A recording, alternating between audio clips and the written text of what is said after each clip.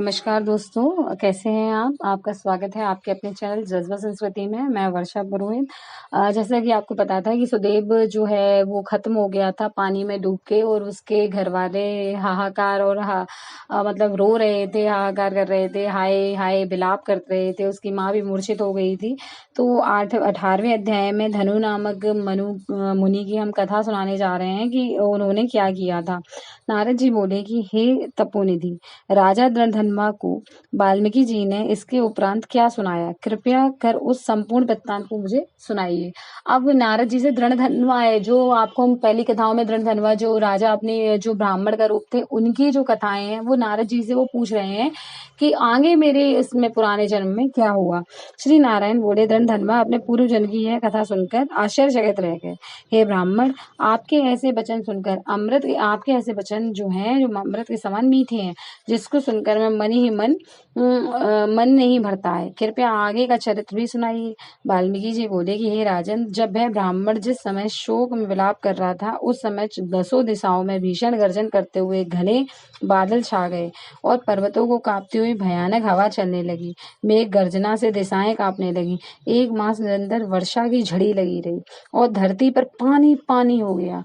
किंतु पुत्र शोक में व्याकुल वह ब्राह्मण सुदेव कुछ न जान सका। वह पूरे महीने अन्न जल त्याग कर हे पुत्र, हा पुत्र, हा पुत्र, हाय पुत्र पुकारता रहा। ब्राह्मण सुदेव 2 दिन दुनिया को भूलकर पुत्र शोक में निराहार और निर्जल रहा। परंतु पुरुषोत्तम मास भगवान श्री कृष्ण का परम प्रिय महीना था। ब्राह्मण को ज्ञान ना था, तब भी भगवान के स्मरण और कीर्तन करते रहने से पुरुषोत्तम मास का व्रत और सेवा हो गई। उसके फलस्वरूप श्री हरि अत्यंत प्रसन्न होकर उन ब्राह्मण दंपत्ति के सम्मुख प्रकट हो गए। भगवान पुरुषोत्तम के दर्शन करके गोद से मृत पुत्र को धरती पर उतार कर पति पत्नी दोनों खड़े हो गए, भगवान को दंडवत प्रणाम किया। ब्राह्मण सुदेव ने हाथ जोड़कर भगवान श्री कृष्ण से कहा, हे प्रभु, आप ही हमारा एकमात्र सहारा हैं और आधार हैं। मैं पुत्र की असमय मृत्यु के कारण शोकाग्नि से जल रहा हूँ। आप मेरी इस शोक से रक्षा कीजिए। ब्राह्मण सुदेव की यह प्रार्थना सुनकर भगवान श्री कृष्ण कहने लगे कि हे सुदेव, तुम धन्य हो, परम भाग्यशाली हो। हे तपोधन, अब जो आगे होगा वह सुनो। मैं वरदान देता हूँ कि तुम्हारा यह पुत्र 12,000 वर्ष तक जीवित रहेगा। इसी प्रकार इसका एक प्राचीन इतिहास है, जिसे राजा रघु से श्री मार्कंडे ऋषि ने कहा था कि मैं तुम्हें वह इतिहास सुनाता हूँ, ध्यान पूर्वक सुनो। श्री नारायण जी बोले, अत्यंत प्राचीन काल से धरनु नामक एक महान तपस्वी थे। उन्होंने संसारी मनुष्यों को पुत्र संबंधित मानसिक दुख से दुखित देखकर उनका मन अत्यंत दुखी हुआ। तब वे विचारने लगे कि मुझे अमर पुत्र प्राप्त का लाभ हो, और इसलिए उन्होंने 1000 वर्ष तक कठोर तप किया।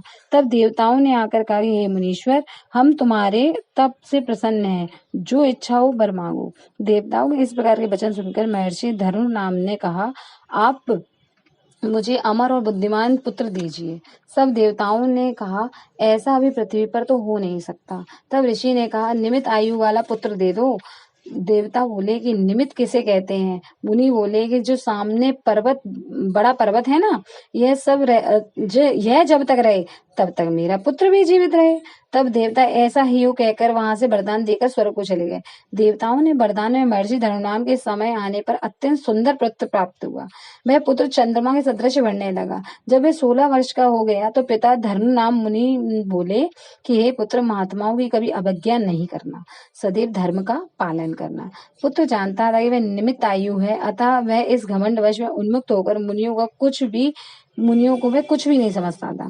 एक बार क्रोधी मुनि महर्षि दुर्वासा विधि पूर्वक शालिग्राम भगवान का पूजन कर रहे थे। उसी समय वह आ पहुंचा और मूर्ति को उछालता चंचलता से कुएं में डाल दिया। क्रोधित होकर मुनि ने श्राप दिया, किंतु वह मरा नहीं। तब मुनि सोच में पड़ गए कि अरे, इस धनु के पुत्र को देवताओं ने निमित्त आयु बना दिया है।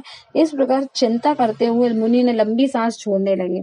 उस श्वास से अनेकों भैंसें उत्पन्न हो गईं, जिन्होंने उस पहाड़ में टक्कर मार मार के उसके टुकड़े टुकड़े कर दिए।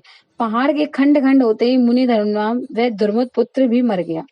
महर्षि धर्नु नार्म अपने मरे पुत्र को देखकर रोने लगे और उसके शरीर को लेकर अग्नि प्रज्वलित कर उसमें पुत्र सहित भस्म हो गए। यह कथा सुनाने के पश्चात भगवान श्री कृष्ण ने सुदेव से आगे कहा कि हे सुदेव, परंतु बड़ी आयु पाकर भी तुम्हारा पुत्र वैसा नहीं होगा, यह पुत्र तुम्हें गरुड़ ने दिया है। मैंने तुम्हारे इस पुत्र को पुरुषोत्तम मास के व्रत से प्रसन्न होकर बड़ी उम्र का बना दिया है। गृहस्थ धर्म का पूर्ण सुख भोग कर तुम ब्रह्मलोक में जाओगे, वहां भी सुखी रहोगे। इस प्रकार 1000 देवताओं के वर्ष तक सुख भोगने के बाद पृथ्वी पर तुम्हारा फिर जन्म होगा, जहाँ चक्रवर्ती राजा बनोगे। धृणधनवा नामक राजा बनकर तुम अनेकों सुख समृद्धि, सेना और निष्कंटक राज्य आदि का सुख 10,000 वर्षों तक पृथ्वी पर भोगोगे। तुम्हारे 4 श्रेष्ठ पुत्र होंगे एवं एक भाग्यशाली सुशीला नाम की एक सुंदर, अत्यंत सुंदरी कन्या होगी। तब यही तुम्हारा पुत्र तोता बनकर और बट वृक्ष पर बैठकर तुम्हें ज्ञान देगा। उस समय तुम तोते के श्लोकों को भाव न समझ पाने के कारण उदास होकर घर आकर चिंता के समुद्र में लीन हो जाओगे। हे सुदेव, उस समय तुम्हें वाल्मीकि ऋषि आकर ज्ञान देंगे। तब संशय निवृत्त होकर अपने सांसारिक सुखों को त्याग कर श्री हरिपद को अपनी स्त्री के साथ पाओगे। भगवान ने सुदेव को उसके आगामी जीवन की कथा सुनाने के बाद उसके पुत्र को जीवित कर दिया। पति पत्नी दोनों ही पुत्र को जीवित देखकर बड़े प्रसन्न हुए। देवताओं भी उसके ऊपर पुष्प वर्षा करने लगे। सुदेव ने उठकर श्री हरि एवं माता पिता के चरणों को प्रणाम किया। उस समय अपने अंश से उत्पन्न पुत्र सुदेव को देखकर गरुड़ जी बड़े प्रसन्न हुए। ब्राह्मण सुदेव ने हाथ जोड़कर भगवान से कहा, हे प्रभु, मैं 4000 वर्षों तक कठोर तप करता रहा। तब आपने प्रकट होकर कहा था कि हे पुत्र, तुम्हारे भाग्य में पुत्र नहीं है। अब उसके विपरीत स्वयं आकर मुझे पुत्र को जीवित कर दिया। इसका कारण क्या है? कृपया मुझे बतलाकर मेरे संशय और भ्रम का निवारण करने की कृपा करें। अतः 18वां अध्याय समाप्त। बोलो बांके बिहारी लाल की जय। अगर आपको मेरी कथाएं अच्छी लग रही हैं तो प्लीज मेरे चैनल को लाइक कीजिए, सब्सक्राइब कीजिए। धन्यवाद।